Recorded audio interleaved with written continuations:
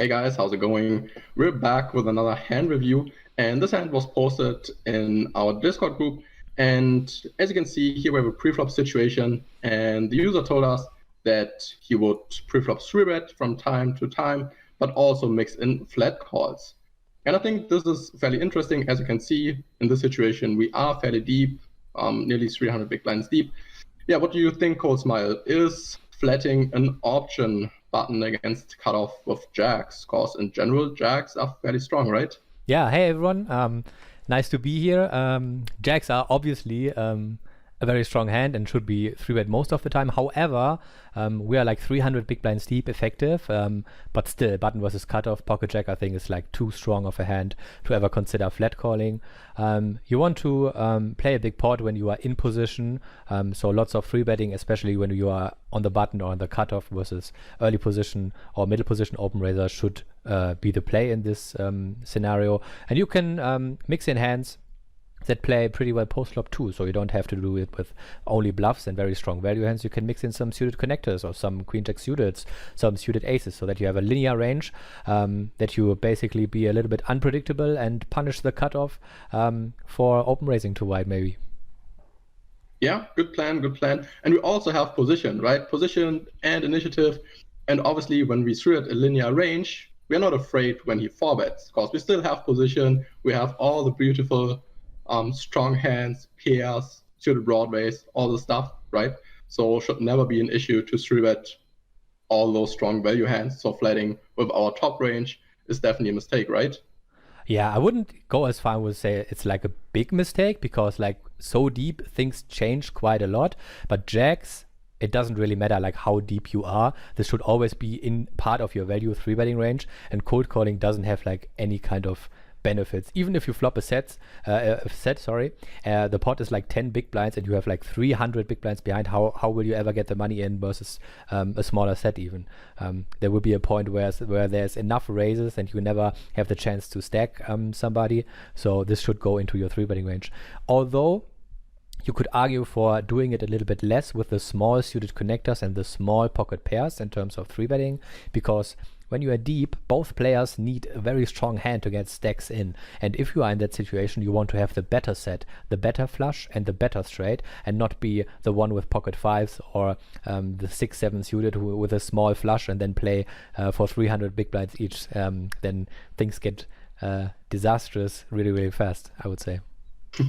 So suited aces sounds like a good idea, right? When you are deep. Yeah, perfect. Everything that can make the nuts and like the stone cold nuts and can cooler the second nuts is basically a good idea to 3-bet preflop. And yeah, I would consider jacks be part of that range for sure. All right, so we discussed preflop a little bit, so let's see what happened after our flat call. So the in-position player c-bets for a small sizing with his range, probably a range bet with 100% of his hands that he has preflop, which is a fine strategy on king deuce. Lots of our flat calls don't really improve to anything. We have some trips, yeah, for sure, but there's no real middling part. There are no straight draws, no flush draws, no really second pairs, and it's except for our pocket pairs, of course. So we will struggle, or like parts of our range will struggle even against a small sizing. So I think this is a very viable strategy of our opponent. And I would like to see us calling and don't really have a raising range, because I don't think it makes too much sense to raise anything on that texture. Yeah, really hard to have a lot of bluffs, right? Plus we never have ace-king, never have king-queen suited, all the stuff. So yeah. But if we have jacks, so maybe we have ace-king too or king-queen suited. Yeah, maybe we can establish a small raising range as an exploit. Who knows? Yeah. Mm. So yeah, definitely yeah, like you mentioned. Yeah, exactly. I think the same calling is totally fine, should be super standard. And like you mentioned, even against a small sizing, when you have like 9 high or 10 high, there's not too much you can do. You should go ahead and fold. Yeah, what do we think about the turn check after range bet? I would think we have a strong hand and should bet for value. Of course, there are 2 kings on the flop, right? So the number of combinations from king X goes down, because already 2 kings are on the board, so only 2 kings are left, right? So it's not very likely that our opponent has a ton of kings and he has a ton of worse hands, and we can value bet. So when we value bet, he's still calling with basically any pair, strong ace highs. So I think this is definitely a mandatory value bet. And yeah, we just miss out on value, give too much free cards when we check turn. And there's no real upside, I would say, when we check turn, because we just let him realize free equity with his queen high and ace high type hands. Yeah, for sure. I would totally agree on that. Another point is after you bet your full range on the flop, you still come to the turn with like 100% of your c-betting range, so 100% of your pre-flop range. So you have still all the air within your range, whereas the in-position player already folded the air part on the flop versus the range bet. This is basically what the range bet is designed for, to make the other part or your opponent fold the absolute bottom of his range, so all the air. And suddenly, if you compare the two ranges on the turn, our range for the in-position player is a little bit stronger now than the in-position the out-of-position player, because we folded all our air already on the flop, and now don't have so much left to fold on the turn.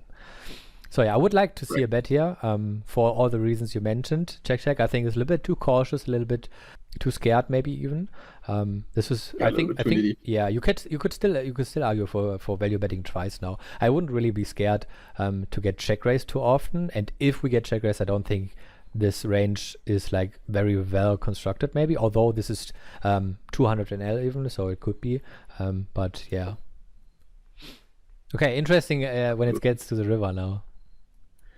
Exactly. So the good rack goes ahead and overbets, so it basically bets 150%, I think. Yeah, roughly. Yeah, something like this. And yeah, how should we approach the river? Do you just flip a coin or think, oh, I have a strong hand, I call, or is this the wrong approach? Yes, also it's not really wrong. It's like one way of doing it, but I just wouldn't like widely stick to flipping coins. I would have like good reasons for my decisions always, and make up like my own mind and find reasons why I want to do things. So basically what he's repping, after betting small on the flop, checking turn, no overbetting the river, he basically reps a hand that is his value range of this sizing is stronger than our jacks. So raising doesn't make any sense because he only calls stronger hands. He's not like going with pocket tens like this or with a 9 and then happily calling a raise on the river. So raise is out of the question, right? It's between call and fold. And if we come, or if we arrive at the river with that strong of a range, we should 3-bet pre, which we missed, unfortunately. We call the flop, which is fine, a fine play. We should have bet the turn, and then basically we have a hand on the river we shouldn't even have because it's so strong. Then I think this is a mandatory call, and I would expect to win almost every time. Yeah, I agree 100%. I think you should also ask yourself, which better hands can I have on this run out or as played? And yeah, we could have pocket threes, right? if we for sure. If we decided to flat pre. Yeah, and then we check the turn, so yeah. Yeah, exactly. That's the only stronger hand we can ever have, but yeah. So as you can see, we are so high up in our range. I mean, we have all the ace highs, really all the pairs.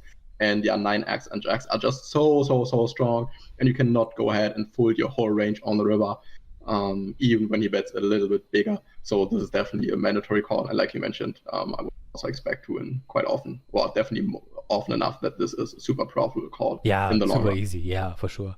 Let's see what the result is. I'm curious. Yeah.